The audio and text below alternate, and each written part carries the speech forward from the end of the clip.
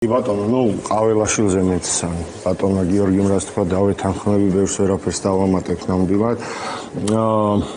ეცდება ალბათ ხელისუფლება, რომ მას ეს რაღაც ლეგიტიმაციის ატრიბუტები შესწინოს, მათ შორის საგარეო და სავარაუდოდ მოიძებნება 1-2 ქვეყანა რეგიონშიც და ცოტა მოშორებითაც, რომელიც მიიღებს მას საპრეზიდენტო პატივი. გასაკვირი არ არის, სამწუხაროა, მაგრამ არ არის გასაკვირი. ესეც სამწუხაროა, მე შეიძლება მოსაოდნელია, რომ ხო, ანუ მოულოდნელი ლეგიტიმაციის საკითხებში არ მგონია ბევრავის ცვლიდეს. არაფერს ცვლის, კი ბატონო, აბსოლუტურად გეთანხმებით. მოსალოდნელი იყო, უბრალოდ, არის სამწუხარო იმ რეალობაში, რომელშიც ვართ. ეხლა ჩვენ როდესაც ამ პროცესს დავასრულებთ, ჩვენთვის სასურველი შედეგით, ჩვენ იმ ქვეყნებთან და მათ შორის იმავე ხელისუფლებებთან მოგვიწევს ურთიერთობები და რაც არ უნდა დიდი იყოს ჩვენი სურვილი, რომ ყველაფერი მეხსიერებიდან წავშალოთ, სავარაუდოდ რაღაც გავლენა ამას ექნება ამ ორხრივ ურთიერთობებზე მომავალში. თუმცა იმედი მაქვს არადრამატული, რა თქმა უნდა, ეხლა მათი ნაწილის მდგომარეობაშიც შევდივართ და გვესმის რა ვითარებაში უწევთ მათ აი მილოცვების გაკეთება თუ მოუწევთ, ასე ვთქვათ, ამ ვიზიტებზე დათანხმება, ხო? ამიტომ ჩიხი ცალსახად არის ყაველაშვილისთვის პერსონალურად არ ვიცი, მაგრამ ბიძინასთვის და ქართული ოცნებისთვის, იმიტომ რომ არ მგონია ვინმე არათუ ლეგიტიმურად მიიღოს საქართველოში ეს კაცი, არამედ სერიოზულად აღიქვან საერთოდ. სხვათა შორის ამაში არ გულისხმობ მხოლოდ იმ ხალხს, ვინც რეჟიმის წინააღმდეგ არის. რეჟიმის მომხრეთა შორისაც დიდი იმედგაცრუება გამოიწვია მისმა დასახელებამ პრეზიდენტად. ეხლა არჩევნების შედეგების და ჩატარების ხარისხის მიხედვით ამ არჩევნების რაც მივიღეთ ჩვენ ოქტომბრის ბოლოს, ხო? ვინც არ უნდა დაესახელებინა ბიძინა ივანიშვილს საქართველოს მომავალ პრეზიდენტად, არავინ განათლებულზე და გაუნათლებელზე არ არის. არავინ იქნებოდა ჩვენთვის მისაღები კანდიდატი, თუმცა მათ ჰქონდათ აბსოლუტურად ყველა რესურსი მათი მომხრეებისთვის მისაღები კანდიდატურა წარმოედგინათ.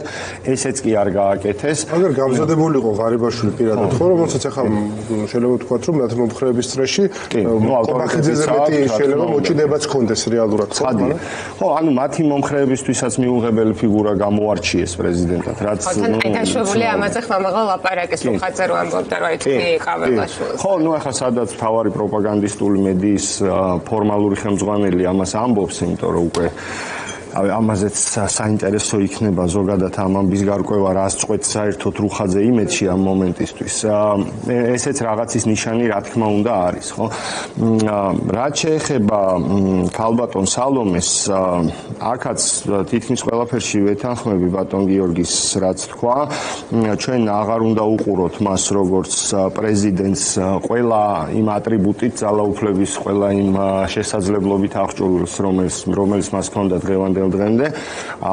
სამწუხაროდ ის ვეღარ შეძლებს შეიწყალოს უკანონოდ დაკავებული ადამიანები და განახორციელოს სხვა მნიშვნელოვანი ან სახელმწიფო ჯილდო გადასცეს თავდადებისთვის სამოქალაქო საზოგადოების წარმომადგენლებს, მაგრამ მას ექნება ერთი ძალიან მნიშვნელოვანი ფუნქცია და ეს ფუნქცია იქნება ჩვენი სახელით საუბარი ჩვენს პარტნიორებთან, იმიტომ რომ თუ ვინმეზე არსებობს დღეს კონსენსუსი ქართველი ხალხის უმრავლესობაში, რომ ერთი ადამიანი ვინ შეიძლება იყოს, ვინ ჩვენი სახელით დაელაპარაკება გარესამყაროს, ეს ნამდვილად არის ქალბატონი ზურაბიშვილი და მას რეალური ალტერნატივა სამწუხაროდ არ ჰყავს ამ ეტაპზე. მე ბედნიერი ვიქნებოდი, რომ შესაძლებელი იყოს სხვა საგვერდშია ამ პოლიტიკური სპექტრიდან, მაგრამ იმ პირობებში, როცა ამ 4 ოპოზიციურ პარტიას და მათ წარმომადგენლებს რაღაც ერთმანეთთან ურთიერთობების გარკვევაც არ შეუძლიათ ესეთ კრიტიკულ მომენტში ან რაღაც მორატორიუმის გამოცხადება, მე სამწუხაროდ მართლა ვერ ხედავ და ალბათ არც არის სხვა ადამიანი, ვისაც ჩვენ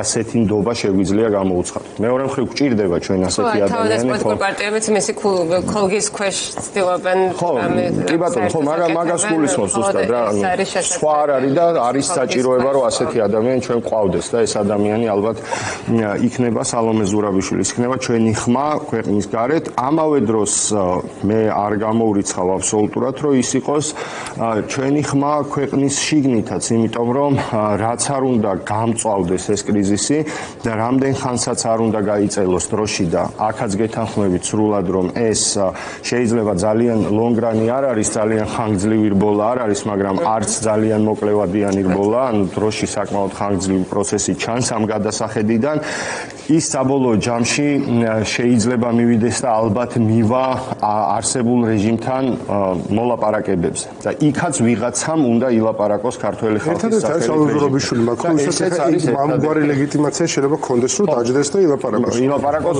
ბიძინა ივანიშვილთან პირობით ხო ხო ამას გულისხმობ ანუ შინაც და გარეთაც ადამიანი რომელიც აღჭურვილი იქნება აი ამ უფლებამოსილებით ყოველ შემთხვევაში კრიზისის ამ ეტაპამდე მან ყველაფერი გააკეთა სწორად არ დაუშვია არც ერთი მნიშვნელოვანი შეცდომა რაც მის აი ამ სტატუს კითხვის ნიშნის ქვეშ დააყენებდა ამ მომენტისთვის და ხო არავინ უნდა იფიქროს რომ ხო ეს ნაკლებად საპატიო მისია რომელიც დღეს აკისრია მას ეს შეიძლება იყოს ბევრად უფრო საპატიოს და ბევრად უფრო რთულიც რაც უფრო შორს წავა ეს პროცესი და სასახლეს რაც შეეხება კი აქ აზრები გაიყო როგორც ჩანს ნუ არის რაღაც ნაწილი საზოგადოებისა რომელიც ამ გადაწყვეტილებას მაინც და მაინც აღთქმებით არ შეხვდა მაგრამ არ ღირდა ნამდვილად ბარიკადებზე დგომა იმ ორი ოთახის დასაცავად ნამდვილად არ იქნებოდა ორბელიანების სასახლე განსაკუთრებული რაღაცა ატრიბუტი ორბელიანების სასახლე ეძახით და მე სასახლე რადგან ასე